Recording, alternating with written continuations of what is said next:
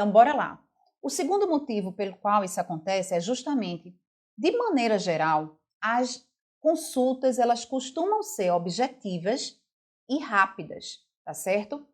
Gente, quanto tempo dura em média uma consulta boa? Me conta aí, uma consulta boa, de qualidade, dura em média quanto tempo? Quero que vocês participem, tá? Gente, vai mandando aí, vai mandando aviãozinho, chama as pessoas para a live. Conta aí, quanto tempo dura? Ah, Simone, que coisa boa, muito obrigada, viu?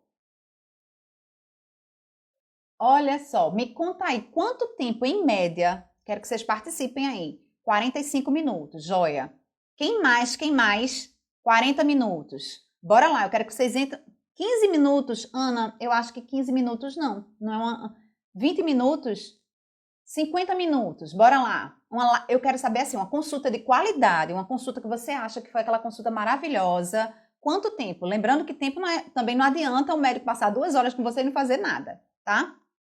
1 hora de consulta. Então vamos entrar em consenso aqui, certo? Uma consulta muito boa dura em média 40 minutos a 1 hora. Vocês concordam? Concordam? Pois é, o que é que acontece? Isso na melhor das hipóteses. E aí eu quero exemplificar com essa pergunta de Eliana Nana. Gente, Eliana Nana, não sei se ela tá por aí, se identifica, Eliana. Meu filho de 14 anos, olha só, para a gente entender esse segundo ponto, tá? Então, meu filho de 14 anos, ele sofre com bronquite desde novo. Minha pergunta é, por que dá crise de uma hora para outra? Veja só, gente, eu vou explicar essa questão e vocês vão entender por que eu estou falando desse segundo ponto. Então, de maneira geral, para a gente entender, eu vou falar aqui agora de uma asma de fundo alérgico. O que é que acontece? Por exemplo, faz de conta que eu tenho uma asma, a asma é alérgica, eu sou alérgica a ácaros, tá? Então, quando eu me exponho ao ácaro, imagina a situação de chave, fechadura. Existe aqui dentro uma caixinha, tá? Cheia de substâncias aqui que estão dentro dessa caixinha, tá? E se essas substâncias forem liberadas, isso é ruim para o nosso organismo. Mas enquanto elas estiverem aqui dentro, tá tudo ok, tá certo? Então, veja só. Então, imagina que esse aqui é o ácaro, tá? E eu sou alérgica a esse ácaro. Então, aqui, esse ácaro é a chave e aqui é a fechadura, certo? O que é que vai fazer? Esse ácaro, ele vai abrir essa caixinha. E quando abre essa caixinha, libera um monte de substâncias que vão causar broncoconstricção. O que é isso? Broncoespasmo. Eles vão fazer o fechamento das vias aéreas, certo? Por exemplo, que substâncias são essas? Os leucotrienos, tá? Isso acontece. Suzana, e eu preciso de uma doutora como você na minha vida. Olha só, o que é que acontece, gente? Aí esse processo de chave e fechadura libera essas substâncias, por exemplo, os leucotrienos, e isso vai atuar no nosso sistema, certo? Nosso sistema respiratório, promovendo a broncoconstricção. Gente, o que é que acontece?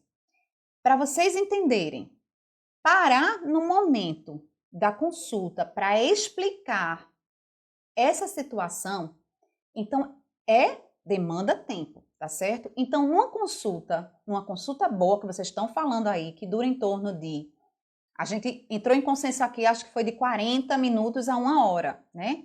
Mais ou menos 40 minutos a 1 hora. O que é que acontece? Parar para explicar isso, às vezes, por mais que eu queira, às vezes pode ser difícil. Então, por mais que seu médico queira explicar isso, pode ser difícil. Por quê, minha gente? Olha só, quando o paciente ele chega,